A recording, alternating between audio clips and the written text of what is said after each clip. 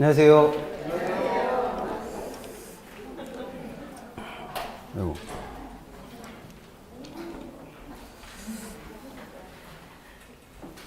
이게 저도 충청도에서 강의를 아산에서 한 4, 5년 했나? 하고 천안에서 2번 하고.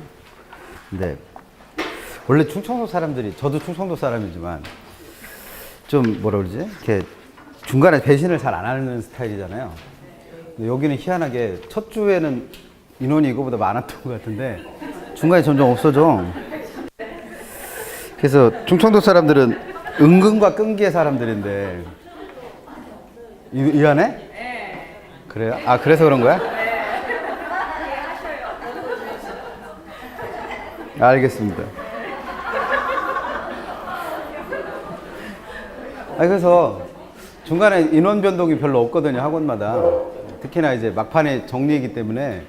근데 여기는 인원 그래도 많이 안 빠지신 거예요. 저희 옆에 다른 학원에서는 그 아산에서 다닐 때는 첫 주에 한 80명이 오셨다 그러면 두 번째 주 되면 한 50명?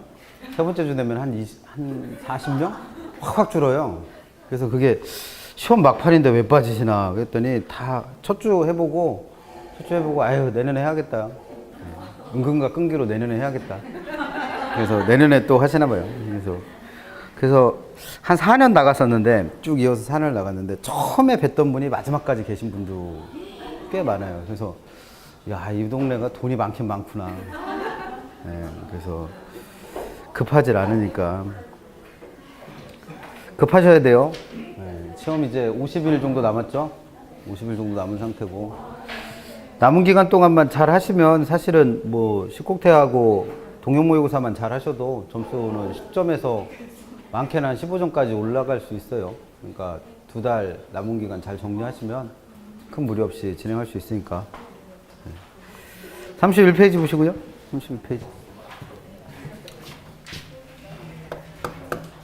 오늘은 지난주 이어서 제 3편 시작론 중에서 입지의 공간구조론이죠. 시험 문제가 이쪽에서 좀 많이 나오죠. 그래서 많이 낼 때는 5개까지 낸 적도 있고 이 부분만. 그 다음에 적어도 2-3문제 정도는 내는 것 같아요. 그래서 일단 입지론이라고 하는 부분에서 2가지 입지론에 대해서 배우셨죠. 상호 입지론하고 공허 입지론.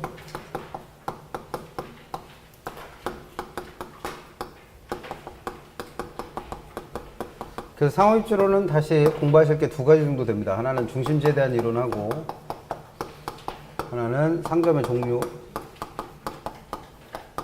이거 말고도 뭐 가능 매상고를 추계하는 방법이나 또는 상권을 획정하는 방법 어쩌다 한 번씩 물어보는 것들이니까 참고는 하시고, 중심지에 대한 이론은 다시 둘로 나눠져서 중심지가 형성되는 원리 설명하는 사람 있고 상호작용 설명하는 사람 있다고 그랬죠. 그 형성 원리를 설명한 사람이 크리스탈러의 중심지 이론, 상호작용한 사람이 레일리의 소멸력 법칙, 허프의 확률 모형, 컨버스의 분기점 모형. 그래서 요 레일리와 허프의 계산 문제가 무조건 계산 문제로 등장한다 그랬죠. 그래서 요거는 무조건 나오는 계산 문제로 준비를 하시라고 그랬고, 얘는 한 번 출제했습니다 지금까지. 그래서 계산식 하나 외워두시면 되고, 상점의 종류는 다시 둘로 나눠서 입지 형태에 따라서 나눠지는 상점의 종류 4가지 있었죠. 그래서 뭐 집재성, 산재성, 집심성, 국부적 집중성, 그 다음에 파는 상품의 종류에 따라서 3가지로 나눠지는 거, 편의품점, 선매품점, 전문품점. 그 정도 정리하시면 되죠. 근데 공허입지론에서 공부하셨던 건 2가지 공부하시면 돼요. 그래서 베버라는 사람의 최소 비용 이론. 그래서 이 사람이 어떻게 최적의 공허입지를 찾았는가 기억하시면 되고, 그 다음에 공허입지의 종류, 공허입지 유형. 그래서 뭐 시험 문제 제일 많이 내는 건 공장을 원료산지에다 짓는 원료지향 입지와 공장을 시장에다 짓는 시장지향 입지 구별하는 거 제일 많이 냈고, 그 외에도 뭐 노동지향 입지니 직접지향 입지니 뭐 적환지지향 입지니 뭐 등등등 해서 공허입지 형태들은 기억하고 계셔야죠. 그래서 상호입지론에서 무조건 얘는 한 문제는 낸다고 보시고, 그 외에서도 뭐 또 물어볼 수 있는 것들이 있어서 입지론에서도 많이 낼 때는 2문제 내지 3문제까지도 내는 거니까. 그래서 25회 때는 이 부분에서만 3개 낸 거죠. 그래서 그렇게 정리하시고. 그 다음에 또 배웠던 공간구조론 중에서는 이제 지대론 배웠습니다. 지대론. 그래서 우리가 배우는 지대론은 고전적 지대론인 내산한 거 배웠잖아요. 그래서 리카르도의 차익지대설하고 튜넨의 입지교차지대설 또는 위치지대설, 그 다음에 마르크스의 절대지대설, 그 다음에 요 튜넨의 이론을 그대로 계승한 알론소라는 사람의 입찰지대설. 그래서 이런 것들 공부하시면 되고, 공부하실 것들은 이 사람들 이론에서 지대가 발생하는 원인을 어떻게 찾고 있느냐, 그 다음 지대를 어떻게 보느냐, 그 다음 이 사람들 이론의 특징적인 점들 공부하셨던 게 이제 지대론에서 공부했던 거고, 한 문제는 무조건 나오는 부분이죠. 그 다음에 공간구조론에서 또 하나 배우셨던 게 도시 내부구조론. 그래서 세 가지 이론 공부하시면 되죠. 그래서 버제스의 동심원 이론, 그 다음에 호이트의 선형 이론, 그 다음에 해리스와 울만의 다핵심 이론. 그래서 내용 각각 2가지씩 설명드린 거 있었잖아요. 기억하실 것들 2가지. 그래서 그거 정리하시면 됩니다. 그래서 얘하고 얘 한 문제씩 따로따로 무조건 하나 나오는 거로 생각하시고, 그 다음에 기본적으로 레일리와 허프의 계산 문제는 무조건 낸다 라고 생각하시고, 시험 문제에서 제일 많이 냈을 때 5문제 낼 때는 크리스탈러의 이론 하나, 레일리 허프 계산 문제 하나, 그 다음에 배부 공호입주론에서 하나, 그 다음에 지대론 하나, 도시 내부구조론 하나, 그래서 5개까지 낸 적도 있으니까 이 부분은 무조건 다 나온다 생각하시고 하나도 빠뜨리지 마시고 공부하세요. 그래서 31페이지 가시면 상호입주론에서 제일 먼저 중심지에 대한 이론들 나오죠. 크리스탈러의 이론은 중심지의 형성 원리를 설명한 이론이고, 공부하실 건 2가지. 첫 번째 기본 개념에서 중심지가 뭐고, 배우지가 뭐고, 재와의 도달거리가 뭐고, 최소의 고치가 뭐고, 그 다음에 중심지가 어떻게 형성된다고 설명했는가 기억하시면 되죠. 그래서 중심지는 주변 지역에다가 재화나 서비스를 제공하는 중심 기능을 하는 곳을 말하고, 그래서 상점의 밀집 지역이라고 이해하시면 된다고 그랬죠. 그 다음에 배우지 또는 상권이라는 건 중심지로 재화나 서비스를 구매하러 가는 소비자가 존재하는 지역을 배우지. 그 다음에 재화의 도달거리 또는 재화의 도달범위란 중심지 기능의 한계 지점이라고 해서 중심지에서 제공하는 서비스가 도달하는 최대한의 거리, 또는 거꾸로 얘기하면 소비자가 중심지까지 물건을 사기 위해서 이동하는 최대한의 거리를 두고 뭐라고 그런다. 재화의 도달범위. 그래서 중심지에서 판매하는 재화에 대한 수요가 얼마가 되는 지점, 0이 되는 지점이라고 해서 시험 문제 한번 나왔었죠. 틀리게 될 때 재화의 도달거리란 중심지에서 판매하는 재화에 대한 수요가 1이 될 때까지의 지점을 말한다. 그렇게 해서 틀리게 됐었습니다. 그 다음 4번 최소의 고치는 중심지가 그 기능을 유지하기 위한 최소한의 매출 수준 또는 거기까지의 공간적 범위를 최소의 고치라 부르는 거죠. 그래서 중심지가 형성되려면 최소의 고치와 재화의 도달거리를 비교했을 때 누가 더 커야, 재화의 도달거리가 더 커야 중심지가 형성될 수 있다.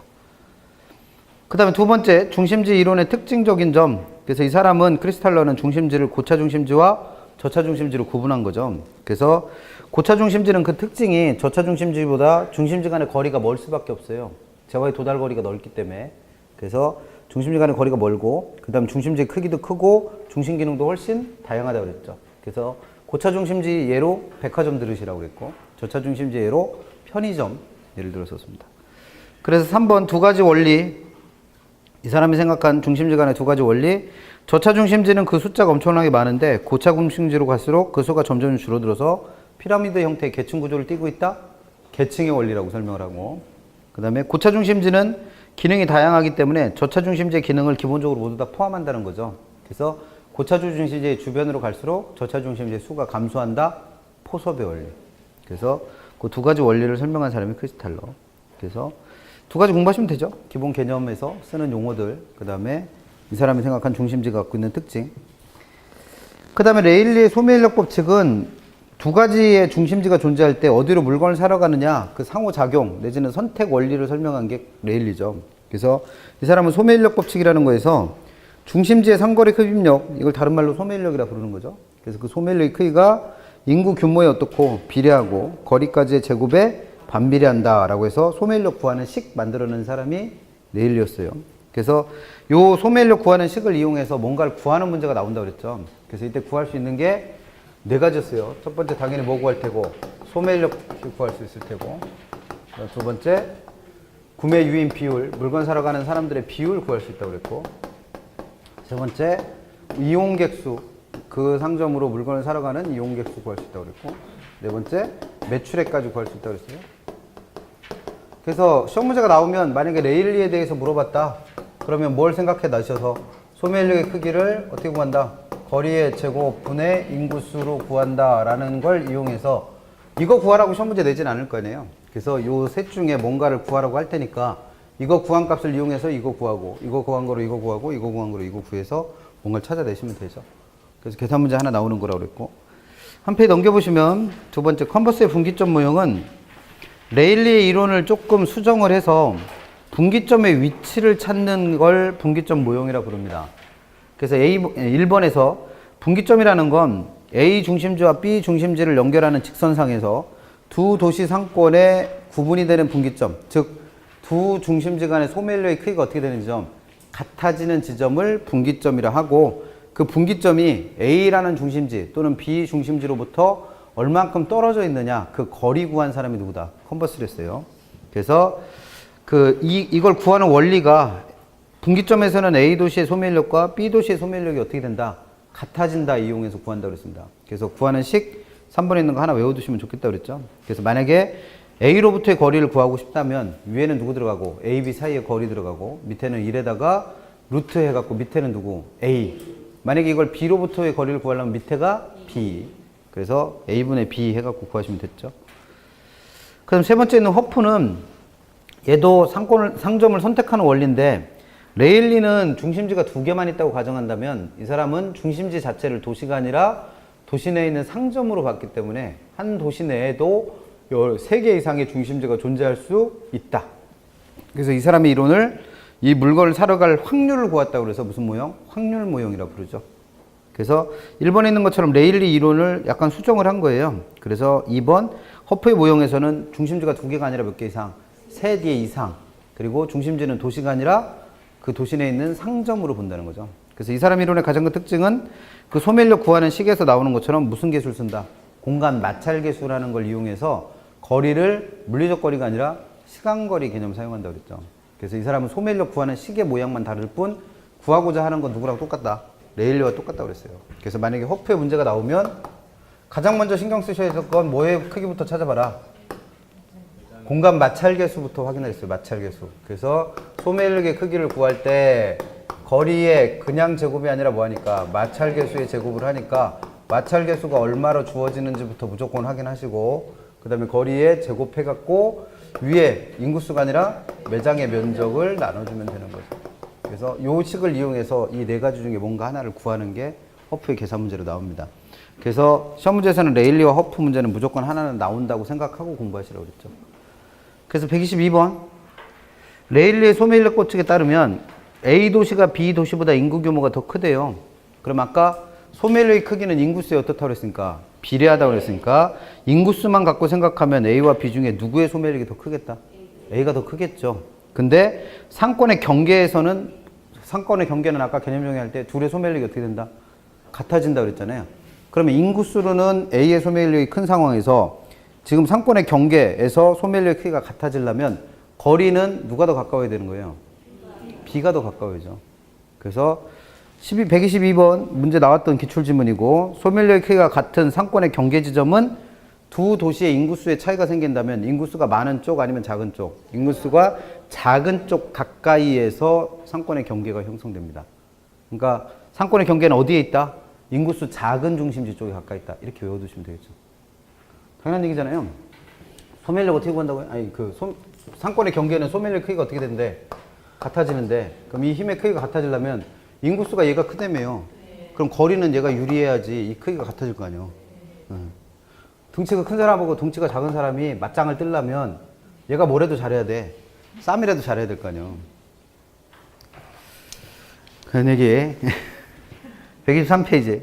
이런 거 설명할 때가 제일 어려워요, 저는. 딱 들어보면 당연한 얘기인데 이거를 왜 그런지 이해를 못한다고 그러면 설명하기가 진짜 힘들어. 그래서 얘는 인구수가 유리하니까 거리는 누가 유리해야 되는 거예요? 얘가.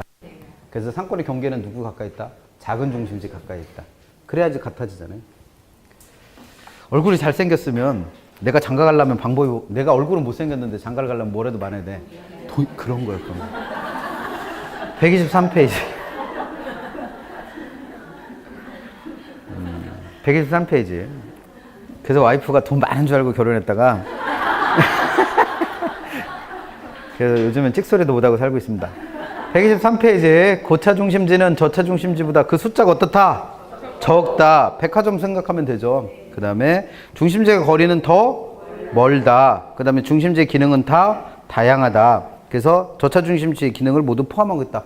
이거 문제집 풀면서 봤던 지문이잖아요. 그래서 앞에 있는 말, 고차 중심지는 저차 중심지보다 그 수가 적다. 이걸 무슨 원리? 계층의 원리. 그 다음에 그 밑에 있는 말, 중심지 기능이 다양하며 저차 중심지 기능을 포함한다. 포섭의 원리. 124번, 중심지 이론은 누가 주장한 거예요? 크리스탈러가 주장한 거죠. 그래서 이 사람은 중심지의 형성 과정을 설명하고 있는 사람이고, 그 다음에 중력 모형은 누구 거? 레일리나 허프. 레일리 또는 허프. 그래서 레일리 등이죠. 그래서 레일리 또는 허프 등이 주장한 중력 모형은 중심지 간에 뭘 설명한다? 상호작용. 그래서 이것도 기출됐었던 지문이고 문제집에서도 보셨던 것 같아요. 125번, 다음과 같은 경우 허프의 상권분석 모형을 이용하여, 그럼 허프 모형 나왔으니까 제일 먼저 확인해 볼 건 누구부터? 마찰계수. 다행히 얘는 2로 줬죠. 그 다음에 C 지역에 있는 고객 인구 10만 명이 B 지역에 있는 매장 B로 구매하러 갈 고객 인구 수가 얼마인가? 이거 일단 구하라고 그랬고, 그리고 해당 상품에 대한 고객 1인당 지출 가능액이 얼마라면? 10,000원이라면 C 지역의 고객 인구에 의한 매장 B에 뭘 구해라? 매출액을 구해봐라. 이렇게 됐습니다. 그리고 설명 보니까 A 지역에 있는 매장 A의 면적이 2,000. 그럼 여기에 A라고 해봐요. A 매장. 그럼 얘가 면적이 2,000제곱미터. 그 다음에 B 지역에 있는 매장 B의 면적은 750제곱미터. 그 다음에 A와 C 사이의 거리가 10km 떨어져 있다는 거고, 그 다음에 B와 C 사이의 거리가 5km 떨어져 있다는 거죠. 근데 여기는 몇 명 살고 있고 10만 명 살고 있고 이 사람들이 1인당 10,000원씩을 지출할 수 있다라고 가정을 한 거죠. 그러면 지금 구하라는 게 누구랑 누구를 구하라는 거예요? 두 개 구하라잖아요. 두 개 뭘 구하라는 거예요? 왜 또 A가 나와? 매장 B에 뭘 구해라? 고객수 하고 매장 B에 뭘 구해라? 매출액. 두 개 구하라는 거죠. 그러니까 이 두 개 구하는 거니까 구할 때는 어떻게 하십니까? 순서대로 계산해 내려오시면 되죠. 그러면 소매인력부터 구해보면 A 매장의 소매인력부터 구해봐요. A 매장의 소매인력은 거리 10에 그냥 제곱하는 게 아니라 마찰계수에 제곱해야죠. 그래서 마찰계수 제곱 2분의 매장의 면적 2,000. 공 두 개 까면 되니까 얘는 20이 나오는 거죠. B 계산해보면 거리가 5, 마찰계수가 2니까 제곱 분의 750. 그럼 25로 약분하는 거잖아요. 그래서 얘는 30이 됩니다. 그럼 유인 비율 구하려면 A 같은 경우에는 비율은 항상 전체 값분의 부분값이 됐으니까 두 개 더한 50분의 20. 그럼 얘는 약분해서 5분의 2니까 40% 나오죠. 그러면 사실 이거 구하면 그 다음부터는 금방 나오잖아요. B는 당연히 얼마 나오겠어요? 60% 가겠지 뭐. 근데 이 60%가 어떻게 구한다는 값이에요? 전체 값인 50분의 30. 그러면 이용객수 구하려면 10만 명 살고 있다고 그랬으니까 10만 명 중에서 뭘 구하라고 했어요? B의 이용객수 그랬잖아요. 그러면 B로 가는 사람들의 비율이 몇 프로? 60%를 여기다 곱해주면 되죠. 그러면 6만 명이 온다는 얘기고, 거기 매출액은 어떻게 구한다 그랬어요? 그 6만 명이 와서 1인당 얼마씩 수고한다? 10,000원씩 수고한대요. 그럼 얼마 버는 거예요? 6억 버는 거죠. 그래서 요거 구하라고 했으니까. 답은 지금 그 밑에 있는 답에는 A와 B 다 구해놨죠. 네. 편한 거 구하시면 되죠. 그래서 그런 것들이 출제되고 있고, 얘는 무조건 하나 나온다고 생각하시고, 나왔을 때 1분 안 걸리잖아요, 이건. 그래서 풀어야 될 계산 문제 중에 하나입니다. 5번에 상점의 종류. 상점의 종류. 이것도 뭐 자주 내는 문제니까. 일단, 입지 형태에 따라서 네 가지로 나눠지는 거. 산재성, 그 다음에 집재성, 집심성, 국부적 집심성 점포는 개념은 이름에 다 나와 있잖아요. 예, 이름 보고 개념은 찾으실 수 있고, 걔네들의 예를 가지고 문제 풀면 적당하다고 그랬습니다. 그래서 산재성 점포는 동일업종의 점포끼리 흩어 있어야, 즉 분산해야 유리한 점포, 대표적인 거 편의점 같은 거. 실제 시험에서는 자파상이나 세탁소가 시험에 나왔었고, 그 다음 반대말이 집재성 점포랬죠. 그래서 동일업종끼리 한 군데 모여야 유리한 점포. 그래서 요즘에는 가구점이나 옷가게, 아울렛 같은 것들은 모여 있잖아요. 그런 것들이 집재성 점포. 이거랑 이제 구별하셔야 될 개념이 맨 앞에 있는 집심성 점포. 그래서 얘는 백화점처럼 서로 다른 업종이더라도 어디에 입지해 있는 것들, 도심에 입지해 있는 것들을 집심성 점포라 부르는 거고, 그다음에 그거랑 구별하셔야 될 게 맨 마지막에는 국부적 집중성 점포. 그래서 얘는 모이긴 모이는데 국부적 중심지라고 하는 외곽에 모이는 거예요. 그래서 농기구처럼 고객들이 주로 외곽에 살기 때문에 외곽에 입지해 유리한 점포들을 국부적 집중성 점포라 부른다. 그래서 개념은 이름 속에 다 나와 있으니까 각각의 예를 생각하시면서 문제 푸시면 그 산재성 점포나 또는 집심성 점포의 밑에 나와 있는 설명들 있잖아요. 구매 빈도가 높다, 크다, 뭐 수요의 교통비 탄력성이 크다, 작다, 또는 뭐 구매 노력에 시간을 많이 들인다, 뭐 아니면 어디에 위치한다, 이런 것들이 금방금방 이해가 되죠. 굳이 외우시지 않아도. 126번 봅니다. 상권과 관련된 내용으로 틀린 것. 상권과 관련된 설명으로 1번. 상권은 점포의 매출이 발생하는 구역을 정의하는 공간 개념으로서 상품이나 서비스의 종류에 따라 그 규모가 어떻다? 다르다. 이 상권을 이해가 안 되면 누구라고 이해하시겠어요? 배우지. 그럼 배우지의 크기는 동네 장사하는 편의점과 지역 장사하고 있는 백화점은 당연히 규모가 다르겠죠. 그 다음에 2번. 일반적으로 상품이나 서비스의 구입 빈도가 낮다. 그럼 이건 백화점이에요? 편의점이에요? 백화점이요. 백화점을 편의점보다 자주 가는 분은 분명히 이 자리에 없으실 거예요. 다른 거 하고 계실 거야. 그래서 일반적으로 상품이나 서비스의 구입 빈도가 낮다는 얘기는 백화점 얘기예요. 백화점. 그럼 백화점은 고차 중심지에 해당하니까 상권의 규모는 어때야 돼요? 커야죠. 왜냐하면 상식적으로 자주 안 가니까 잠재 고객 수가 엄청나게 많아야지 매출을 유지할 거 아니에요. 그러면 잠재 고객 수가 많으려면 상권의 규모가 어떨 수밖에 없어요? 클 수밖에 없죠. 그래서 2번이 틀린 표현이고, 3번 상권을 획정하는 방법 3가지 있다고 그랬죠? 그래서 시장침투법, 그다음에 공간독점법, 분산시장접근법 3가지 있고, 이걸 어떻게 쓰는가 구별만 하시랬죠. 그래서 경쟁이 존재하는 일반적 점포인 경우에 누구 쓴다? 시장침투법.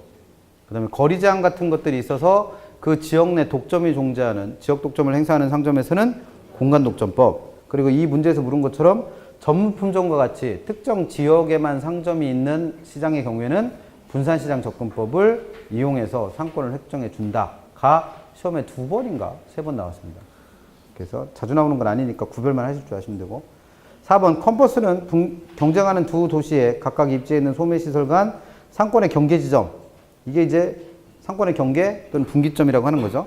그걸 확인할 수 있도록 레일리의 소매 중력 모형을 수정했죠. 그래서 식을 하나 만들어 준 거.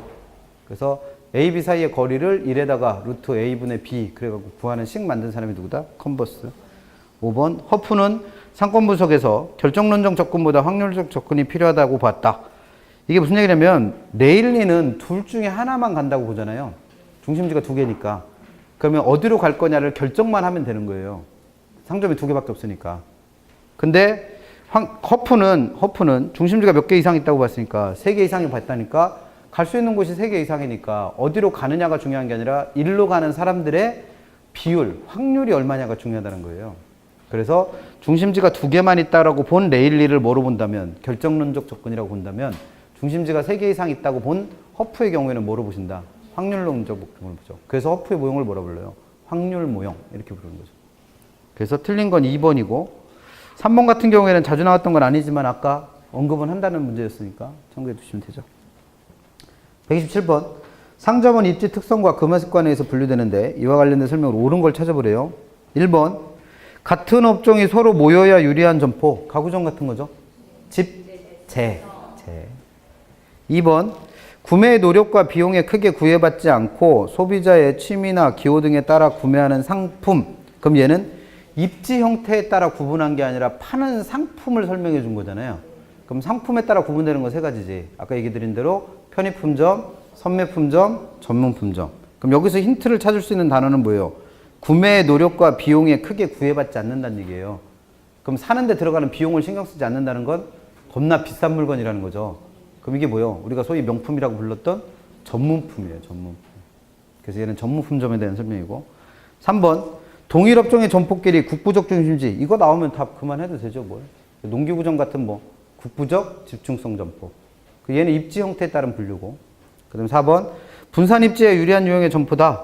그럼 흩어져 있어야 유리한 점포? 산재성이죠. 뭐. 그럼 4번은 그래서 맞았고.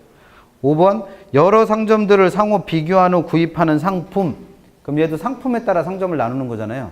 그럼 아까 얘기한 편의품점, 선매품점, 전문품점 중에 골라야 돼요. 그럼 여기서 선택할 수 있는 단어는 비교. 이 비교하는 행위를 우리는 두 글자로 본다고 했어. 쇼핑. 그래서 쇼핑을 통해서 구매하는 상품을 뭐라 부르고 선매품, 고를 선자 쓴다고 그래서 얘는 선매품점에 대한 설명입니다. 그러니까 얘는 섞어놨잖아요, 지금. 그러니까 일단 구분을 하실 수 있어야 돼. 그래서 1번에 있는 집심성, 3번에 있는 집재성, 4번에 있는 산저성은 뭘 갖고 구분한 거예요? 입지 유형에 따라 구분을 한 거고, 그 다음에 2번에 있는 선매품과 5번에 있는 전문품은 뭘 갖고 구분한 거예요? 파는 상품 갖고 구분한 거예요. 그러니까 이거 뒤섞으면 답 안 나오죠. 그래서 잘 정리하시고. 그래서 맨날 얘기했잖아요. 그래서 상점의 종류는 입지 형태에 따라 4가지로 나눠지고 상품에 따라 3가지로 나눠지니까 묻고 있는 게 입지 형태에 따른 거냐, 파는 상품에 따른 거냐도 구분하시고 답을 하셔야지. 그러니까 뭐 예를 들면 2번 같은 경우를 뭐 집심성 점포다라고 말해버리면 답이 안 나온다는 거예요. 전문품점이 집심성 점포에 있는 건 맞는데 묻고 싶은 건 그게 아니잖아요. 입지 형태에 따라가 아니라 뭘 묻고 싶은 거예요? 파는 상품의 종류에 따라서. 왜 또 처음 듣는 얘기처럼 이래요? 34페이지 가셔서 그러니까 상호입지로는 2가지 준비하세요. 첫 번째 뭐 레일리와 허프의 계산 문제 준비하시고 그 다음에 상점의 종류들 구분 잘 해보시고 6번에 공업지 입지 선정 배버 이론 일단 공부하셔야죠. 배버는 최적의 공업지를 어디서 찾았다? 생산 비용이 최소가 되는 지점. 근데 이 사람이 생각한 생산 비용은 3가지랬죠? 운송비, 노동비, 집적이. 그래서 첫 번째 이 사람은 공업입지를 결정할 때 무게와 거리로 결정되는 원료와 제품의 운송비 합이 최소가 되는 지점에 일단 공장을 어떻게 한다? 입지시킨다라고 봅니다. 그 다음에 2번째, 거기서 끝난 게 아니라 이 사람은 뭘 따져요? 노동비를 따져요. 그래서 노동비 최소 지점과 비교를 해서 옮길지 말지를 판단해야 된다고 그랬죠. 이때 판단할 때 쓰는 게 입지 삼각형이라는 거였고, 그 다음 3번째, 집적 이익까지 고려해서 그 집적 이익이 어떻게 되는 지점? 최대가 되는 지점을 어떻게 순차적으로 또는 단계적으로 고려해서 생산 비용이 최소되는 지점을 찾은 사람이 누구다? 배버. 그래서 128번. 배버에 의하면 최저 공업입지는 최대 수요 입지다, 최소 비용 입지다? 최소 비용 입지입니다. 그래서 수송비만을 고려한다면 그 지점은 원료의 수송비와 제품의 수송비의 합이 최소가 되는 점을 찾는다는 거죠. 129번. 배버에 따르면 최소 수송비 지점과 다른 지점의 노동비를 감소시킬 수 있는 지점이 있다면 언제나 노동비 최소 지점으로 공장은 이전한다? 가? 아니랬죠. 그래서 따져봤던 게 뭐였어요? 입지삼각형이라고 해서 여기가 뭐 시장이고 여기가 원료산지 1번, 여기가 원료산지 2번 뭐 이렇게 된다면 이 거리와 무게를 고려했을 때 운송비 최소 지점을 만약에 이 점에서 찾았다. 그러면 공장은 기본적으로 여기 입지하라고 그랬죠. 근데 공장을 여기서 조금이라도 이동시키면 뭐가 늘어나니까? 운송비가 늘어나니까 그 운송비가 똑같이 늘어나는 지점들을 연결한 걸 등비용선이라 불렀었잖아요. 그래서 얘가 뭐 10원, 20원 이렇게 있다면 요 지점에 만약에 노동비 최소 지점이 있다. 그럼 공장은 무조건 일로 옮겨간다? 가 아니라 일로 옮겼을 때 줄어드는 노동비를 비교해 버렸죠. 그래서 만약에 이때 노동비가 10원이 줄어든다라고 감소한다면 간다 안 간다? 안 간다 그랬습니다. 왜? 일로 옮기면 노동비는 얼마 줄지만 10원 줄지만 이 둘 사이에 있으니까 수송비는 15원쯤 늘어날 거 아니에요. 그럼 비용은 최종적으로 더 늘어나는 거니까 안 옮겨야 되고 만약에 일로 갔을 때 공장에 일로 갔을 때 노동비가 20원 감소한다면 이때는 옮겨갈 수 있죠. 설명했었잖아요. 입지삼각형. 동영 때 만나기는 뭐 되죠 뭐. 동영 때 또 만나면. 그 다음에 34페이지 7번. 공장의 입지 형태 중에서는 누가 제일 중요하다고 했어요? 원료지형 입지와 시향지향 입지. 그래서 원료지향 입지는 3가지 이유 때문에 공장을 어디다 짓는 거? 원료산지에다 짓는 거. 그럼 그 3가지 이유. 첫 번째가 이 사람의 중량 감수 산업이라. 근데 이 중량 감수 산업과 동의어되는 말들이 있다고 그랬죠? 중량 감수 산업은 원료는 크고 무거운데 제품은 작고 가벼워지는 산업을 말했으니까 무거운 원료의 수송비가 제품의 수송비보다 더 어떨 때? 클 때. 원료 수송비가 더 클 때입니다. 그러면 원료지수라는 걸 구해보면 원료지수는 제품 무게분의 원료 무게를 했잖아요. 그러면 그 값은 당연히 1보다 커질 테고 거기다 2를 더해서 구하는 게 입지 중량이랬으니까 입지 중량도 2보다 크다면 이게 다 무슨 산업이라는 거예요? 중량 감소 산업이니까 공장을 어디다 짓는다? 원료 이동하기 편하게 원료산지에다 짓는다는 거죠. 그 다음에 원료산지에다 공장을 짓는 2번째 이유는 이 산업에서 쓰는 원료가 썩기가 쉬운 거예요. 부패하기 쉬운 원료를 사용합니다. 그러면 썩기 전에 빨리 가공해야 되니까 공장을 어디다 져야 돼요? 원료 산지 근처에다 줘야죠. 대표적인 거 생선 가공하는 통자림 공장. 산꼭대기에다 갖다 놓으면 오는 사이에 다 썩을 거 아니에요. 그럼 공장을 어디다 짓는 거예요? 바닷가 근처에다 짓는 거죠. 그래서 조금 있으면 대하 축제 할 거 아니에요. 그럼 대하 드시러 어디로 가? 산으로 가? 바다로 가?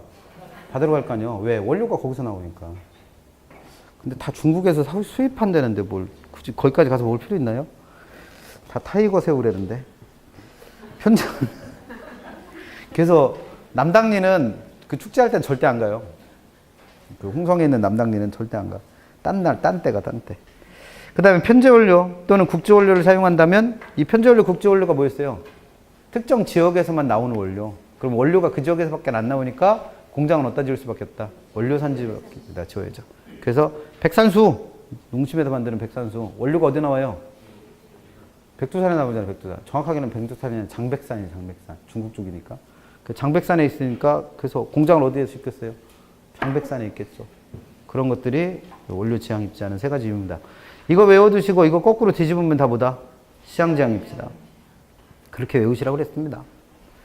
136번 가셔서 공장 입지 선정에 있어서 시장 지향 입지와 원료 지향 입지에 관한 설명입니다. 옳은 것 찾으래요. 산출 제품의 무게나 부피가 투입 원료의 그것보다 훨씬 큰 물품. 그럼 이건 누가 무겁다는 거예요, 지금? 제품이 무겁다는 거잖아요. 그럼 이런 사람을 뭐라 그래요? 중량 증가산업. 그럼 중량 증가산업은 제품이 무거우니까 제품 팔기 편하게 어디에? 시장 지향 입지하겠죠. 그 다음에 2번 부패하기 쉬운 제품이나 취급의 주의를 요하는 제품을 생산한다. 그럼 생산된 제품이 썩기 쉬우면 빨리 팔러 가야 될 거 아니에요. 그래서 공장을 아예 시장 근처에다 짓겠죠. 그 다음 3번 중량 감수 산업은 시장 지향형 입지함으로써 지금 연태 얘기한 거잖아요. 중량 감수 산업은 어디에 든다? 원료 산지에다. 그 이유가 뭘 줄여보자고? 수송비 절약하자고. 수송비 절약하자고. 그다음에 그래서 3번이 틀렸네요. 4번 제품 수송비가 기업 이윤에 미치는 영향이 큰 공장. 그럼 얘는 제품이 무거워서 제품 운송하는데 돈이 많이 든대요. 그럼 팔러 가기 편하게 그냥 아예 공장을 어디다 짓는 게 시장 근처에다 짓는 게 유리한 거죠. 그래서 4번이 맞았고 5번 편제 원료는 특정 지역에서만 나오는 원료랬죠. 그럼 공장은 어디다 줘야 돼요? 원료 산지에다 지어야겠죠. 그 다음에 보편 원료는 대한민국 어디서나 얻을 수 있는 원료니까 아무데나 지어도 되는데 수송비를 절약하려면 아예 시장 근처에서 생산하는 게 낫겠죠. 그래서 논리적으로 그렇게 접근하시면 굳이 억지로 안 해도 되니까 잘 정리하시고 되고 그 다음에 그 원료 지향 입지에서 중량 감수 산업이 되는 조건들 기억하시면 되죠. 특히나 원료 지수와 입지 중량이 1보다 크다라는 게 어떤 뜻이고 2보다 크다라는 게 어떤 뜻이지만 잘 정리하시면 억지로 안 해도 맞출 수 있으니까 그렇게 정리하시면 됩니다. 그래서 여기까지가 입지론이라고 해서 우리가 배웠던 거고 재수 좋으면 2문제까지도 물어요. 2문제 내지 3문제까지도. 근데 그 중에서 뭐는 꼭 내더라. 아까 풀어드린 요 계산 문제는 빠진 적이 딱 2번 있는데 그것도 왜 뺐냐면 문제를 한번 잘못 내는 바람에 2번 쉰 거예요. 반성하는 의미로. 그 반성이 다 끝났기 때문에 계속 나올 겁니다. 얘는. 그 다음에 8번 고전지대론, 지대론에서는 아까 세 사람 이론 리카르도, 튀넨, 마르크스 기억하시고 한 페이지 넘어가셔서 튀넨의 이론을 재해석한 알론소라는 사람의 이론까지 4명 거 기억하시면 되죠. 뭘. 주로 이거 모르니까. 그래서 일단 리카르도는 지대가 발생하는 원인을 3개에서 찾았죠. 토지마다 뭐가 다르니까. 비옥도. 그다음 비옥한 땅인 우등지는 그 양이 한정되어 있기 때문에. 그다음 토지에는 수학 체감의 법칙이 성립하기 때문에 지대가 생긴다. 그래서 이 사람이 생각한 지대는 우등지와 비옥도가 가장 낮은 땅인 한계지 사이에 수학액의 차익을 뭐로 본다? 지대로 봐요. 그래서 이 사람의 지대를 차익지대라 부르죠. 그래서 이 사람 이론의 가장 큰 특징은 이 사람은 이 논리에 따르면 비옥도가 가장 낮은 한계지에서는 지대가 없어야 된다는 거잖아요. 이 사람 논리대로라면. 근데 실제로는 한계지에서도 지대가 발생하는데 이번에 나와 있는 것처럼 이 사람 논리로는 한계지에서 왜 지대가 발생하는가를 설명할 수가 없다. 그리고 이 사람도 어디로 분류되는 사람이라? 고전학파로 분류되는 사람이라 이 사람은 지대를 뭐로 본다? 잉여로 본다. 그렇기 때문에 지대가 생산물의 가격을 결정하는 게 아니고 일본에 있는 것처럼 뭐예요? 생산물의 가격이 지대를 결정한다라고 보는 게 리카르도입니다. 이에 반해서 튀넨은 물건을 팔아먹으러 갈 시장과의 거리 또는 위치에 따른 위치의 차이가 뭘 발생시킨다? 지대를 발생시킨다. 그래서 이 사람이 생각한 지대는 시장에 가까이에서 농사를 지면 그만큼 시장까지 물건 팔러 가는 수송비를 어떻게 할 수 있어요? 절약할 수 있잖아요. 그래서 그 수송비의 절약액을 뭐로 본다? 지대로 봅니다. 그래서 이 사람의 지대를 위치지대.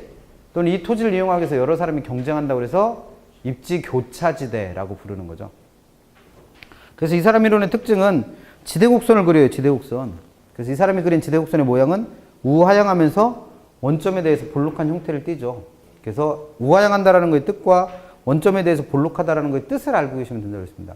그래서 우하향한다라는 건 중심지일수록, 즉 시장 가까운 곳일수록 지대가 어떻고 높고, 외곽으로 갈수록 지대는 낮아진다. 그 다음에 원점에 대해서 볼록하다라는 건 같은 토지를 이용하기 위해서 여러의 토지 이용자가 경쟁한다고 그랬죠. 그럼 토지 소유자는 이 중에서 누구한테 이 땅을 빌려주겠어요? 가장 높은 지대를 지불할 애한테 이 땅을 빌려줄 거 아니에요. 그럼 그게 도심 쪽의 토지에서는 누가 되는 거예요? 집약적이고 지대곡선의 기울기가 가파른 애가 도심 쪽의 토지를 이용한다는 거고, 중심지 쪽의 토지를.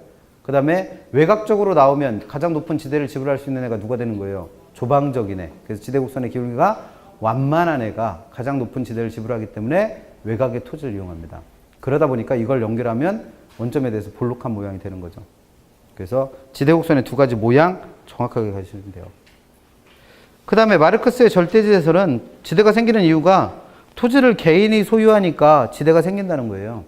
그래서 소유권을 강하게 행사할수록 지대가 높아지는 거고, 이걸 완만하게 행사하면 그만큼 지대가 낮아지는 거죠. 그래서 토지의 사적 소유로 인해서 그 땅이 뭐 한 개지든 뭐든 상관없이 모든 토지에 대해서 지대를 요구할 수 있다고 해서 이걸 무슨 지대? 절대지대라고 부른다는 거죠. 그래서 기출됐었던 지문 돌아다니는 것 중에 리카르도의 차익지대설에서는 한 개지에서 지대가 발생하는 걸 설명 못 한다고 그랬는데, 그걸 소유권을 이용해서 한 개지에서 지대 발생하는 걸 설명한 사람은 누구다? 예, 마르크스의 절대지대설 구별하시면 되죠. 그 다음 36페이지 가셔서 튜넨의 이론을 다시 해석한 사람이 알론소의 입찰지대설을 했어요. 그래서 기본적으로 누구랑 똑같다. 튜넨의 내용과 똑같은데, 다만 튜넨은 서로 다른 농업이 입지하는 걸 설명했다면, 알론소는 도심 쪽에는 누가 가장 집약도가 높은 상업, 그 바깥에는 주거용, 그 다음에 그 바깥에는 뭐 공업용, 그 바깥에는 집약도가 가장 낮은 농업이 입지한다고 해서 서로 다른 산업이 입지하는 걸 설명한 게 차이일 뿐이고 나머지 내용은 다 똑같아요. 그래서 1번, 이 사람이 얘기한 입찰지대라는 건 단위 면적의 토지를 이용하기 위해서 토지 이용자끼리 서로 뭐 한다? 경쟁한다고 그랬어요. 그러면 그 경쟁하는 토지 이용자가 지불하고자 하는 최대금액. 그래서 지불할 용의가 있는 최대금액을 뭐라 부르고? 입찰지대. 그러면 내가 지불할 수 있는 돈이 가장 많아지려면 내가 가져갈 초과이윤이라는 건 있다 없다? 없죠. 그래서 초과이윤이 0이 될 때의 지대를 입찰지대라 부릅니다. 그 다음에 2번, 도심으로부터 거리에 따라 각 위치에서 가장 높은 지대를 지불할 수 있는 산업의 지대. 이게 아까 입찰지대를 했잖아요. 그럼 그 입찰지대를 연결한 곡선을 뭐라 불러? 입찰지대 곡선 또는 경쟁지대 곡선이라고 부릅니다. 그래서 그 입찰지대 곡선의 모양은 아까 3번 튜넨에서 얘기했던 것처럼 우하향하면서 원점에 대해서 볼록한 형태를 갖는다는 게 똑같다는 거죠. 그래서 얘가 뜻하는 건 도심 쪽은 그만큼 집약도가 어떤 애가 쓴다? 높은 애가 쓴다. 그리고 우리 집약도 설명할 때 집약도와 동의어로 설명한 게 두 가지 있죠. 그쵸? 자본의 대체성. 또 생산요소의 결합비율.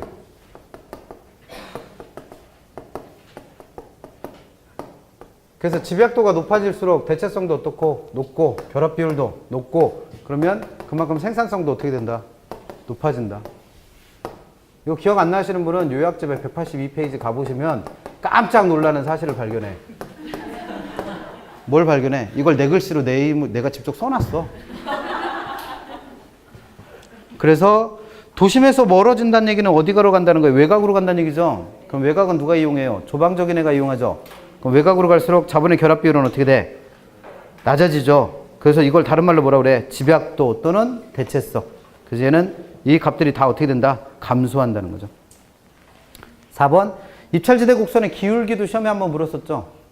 그래서 지대 곡선의 기울기는 뭘 뜻한다고 그랬어요? 토지분의 비용. 토지분의 비용. 그래서 집약도로 이해하시려 했잖아요. 토지분의 비용. 그래서 입찰지대 곡선의 기울기는 한 개 수송비에 대한 토지 사용량의 비율이다. 그럼 이건 A에 대한 B잖아요. 그럼 이거 바꾸시면 어떻게 돼? 한 개 수송비 분의 토지 소용량. 그럼 얘는 어떻게 바꿔 쓰는 거예요? 비용 분의 토지죠. 그럼 얘가 맞아 틀려?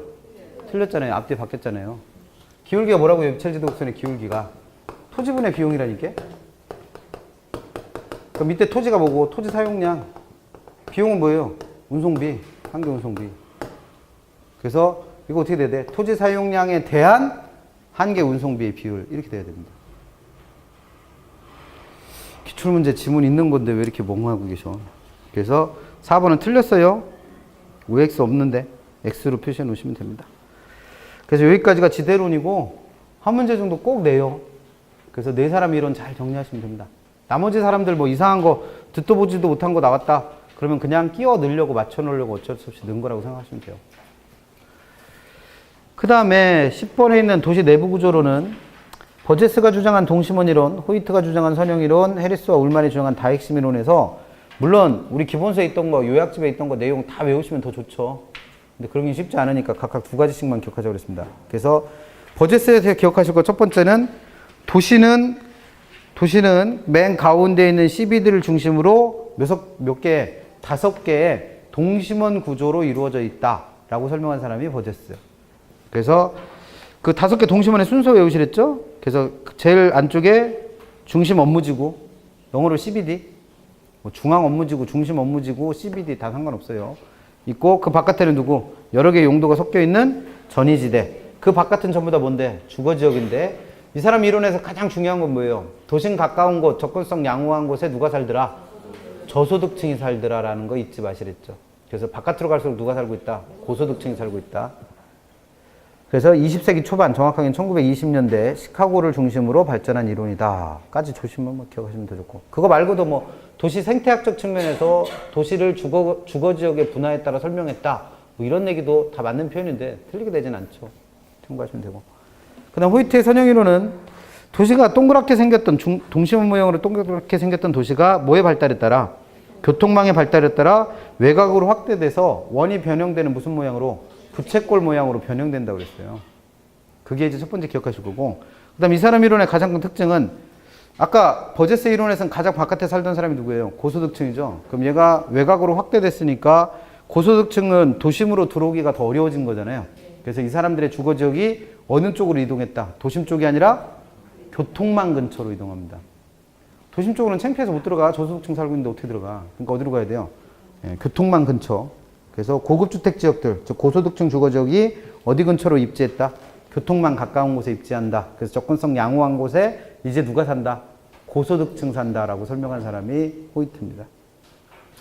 그 다음에 해리스와 울만의 다핵심 이론은 도시가 성장할수록 도시의 중심은 하나가 아니라 여러 개의 분화된 핵심 주변에서 발달한다는 이론이에요. 그래서 이 사람 이론을 다핵심 이론이라고 부르고, 기억하실 건 다핵이 생기는 4가지 이유 기억하시랬죠. 그래서 동일 업종끼리는 서로 뭐 하고 싶어서? 한 군데 모이고 싶어서 집적 지향성. 그게 두 번째 점이고, 그 다음 서로 다른 입지끼리는, 서로 다른 성향을 갖는 이종 활동끼리는 서로 어떻게 하려고? 분산. 그게 이제 세 번째 점이고, 그 다음에 특정 입지를 요구하는 시설, 기차역 같은 거. 그래서 발달한 동네가 어디로 보셔도 돼? 천안함산역 근처. 뭐 이런 데 이해하시면 되죠. 그 다음에 특정 그 지대지불 능력의 차이. 대표적인 게 이제 관공서 같은 거죠. 그래서 천안시청이 도심 한복판에 있었죠, 옛날에는. 그랬다가 좀 키우고 싶은데, 시청을 새로 짓고 싶은데 땅값 비싸니까 어디로 나온 거예요? 제일 외곽으로 나오는 거죠. 그런 것들이 네 번째 설명한 지대지불 능력의 차이 때문에 여러 개의 핵심으로 분화됩니다. 그래서 그 두 가지씩만 기억하셔도 문제 푸는데 큰 무리가 없으니까. 그래서 그 옆에 146번 도시 공간구조론에 대한 설명으로 틀린 걸 골라보래요. 1번 버제스의 이론 두 가지 기억하시랬죠? 중심 업무지구를 중심으로 5개의 동심을 구성한다. 그 다음 두 번째 버제스의 동심원은 제일 안쪽에 뭐 있다고 그랬고 CBD, 그 바깥에 전이지대, 그 바깥에 저소득층, 제일 바깥에 고소득층. 이거 순서 우리 책에 보시면 저소득층, 고소득층, 통분자지구 이렇게 돼 있잖아요.